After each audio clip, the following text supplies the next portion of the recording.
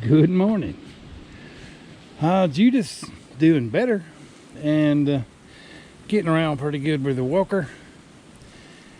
I'm coming in this morning to set out a few traps. I'm only about 10 minutes from the house on this line.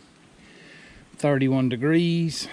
I want to see if I can't sneak in here and get one of these otter that I scouted pre-season. That's primarily what I'm after. Maybe an otter or a beaver. Just close to home, but we'll see you over there in the creek. But I just had to get out of the house for a little while. See you in the creek.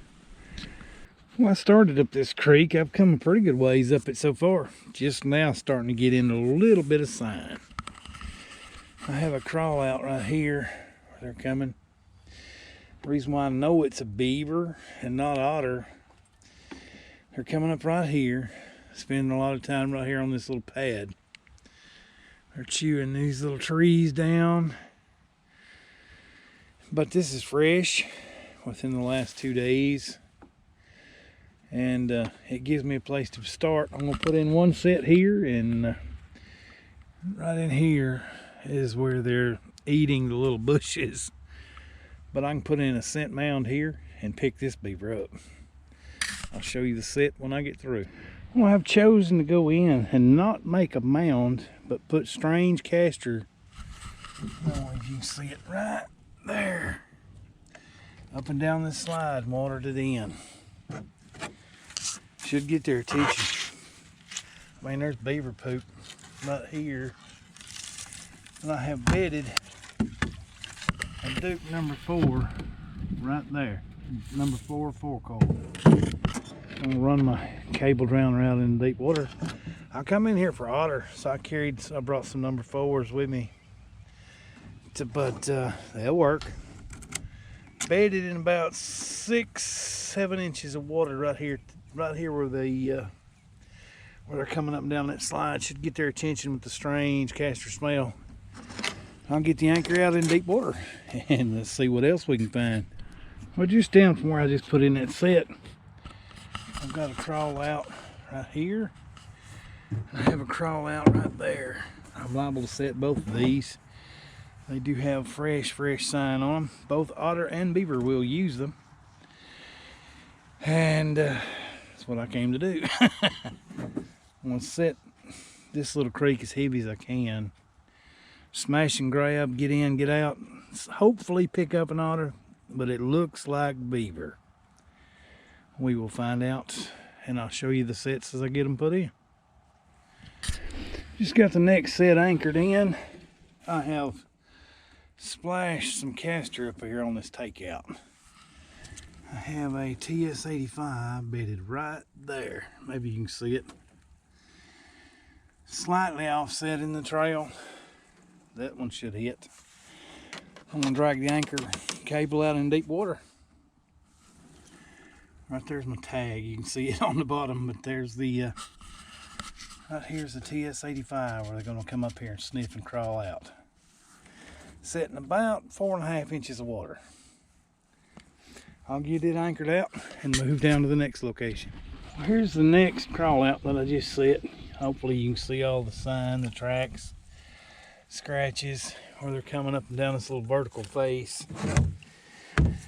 But I have put a Duke number 4 bedded right here, a little offset to that trail, and I put some of my castor lure up in here on these sticks.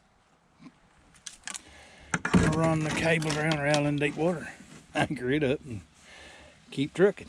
That looks pretty good right there. But I mean, the other set I just put in is right there. Only about 8 feet apart. I'm going to get it anchored and keep going. Here I am at the next location I found. A good crawl out right here coming up this sandy bank. From what I can tell, there's a lot of rolling and twisted grass. Not a lot of cut sticks. No chews. I've taken a little bit of the Kronk's otter lure and drizzled it around on that little slide just a little bit. And out here I've got a TS-85 bedded in about 4.5 inches of water, little offset to the left.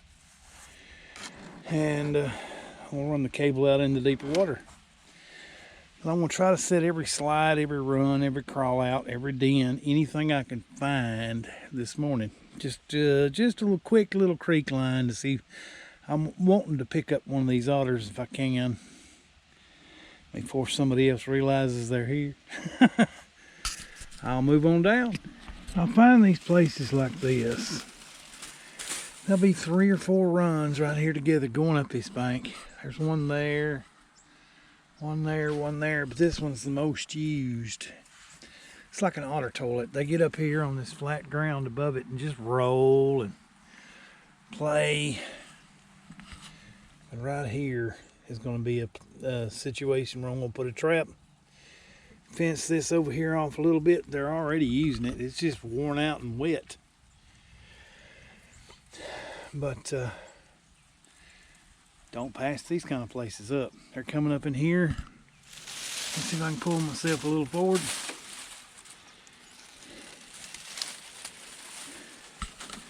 There'll be 3 or 4 little runs where they're coming up in here on this little sandbar where they've got it just rolled on just all the grass, matted down. There will be a set going in here. We'll look at it when I get done. Right here, I have my TS-85. It's a little deeper than I wanted it. You can see it right there on the bottom where they're coming and going in and out of this slide. Like I say, it's a little deeper than I wanted it, but I'm hoping for a back foot catch. I'll get the anchor out into deeper water and we'll keep moving, but that is very active, still wet. But you can barely see the TS-85 on the bottom, hopefully. I got the pan pulled down, so it's a little hair triggered. Hoping for an otter back foot catch. We'll find out tomorrow. I'm gonna keep moving down. Starting to think I should have brought some more traps. I'm gonna set everything I got, bring some more tomorrow probably. This active crawl out right here goes up in here to the other end of that otter toilet sandbar.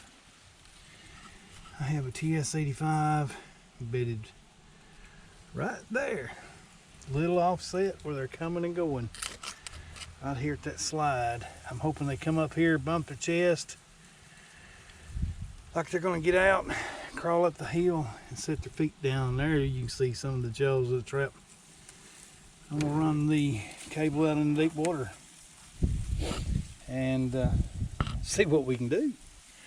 That looks mighty good to me. It is wore out. I'm gonna keep moving, setting this one right here because Iowa trapper, no name trapper, next gen. I just found this low bank close to the water. Raccoon tracks everywhere. And I pounded me in a dog proof right there.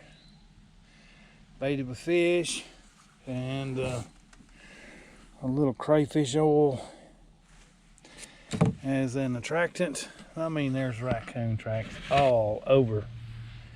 Should have a raccoon here tomorrow. I'm gonna keep moving.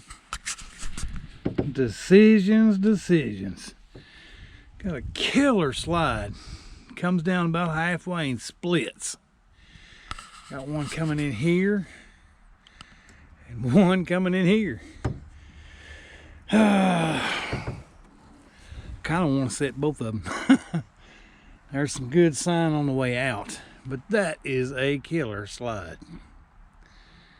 We'll see what I'll do in a minute. That's a thing of beauty for a water trapper. Here's my TS-85 offset on this one. See the cable running on the bottom, hopefully. I have another TS-85 bedded on this one. And the cable runs out a different direction. Hopefully, if I make a catch, he don't wind up, and both of them wind up out here about 4 feet hog tied.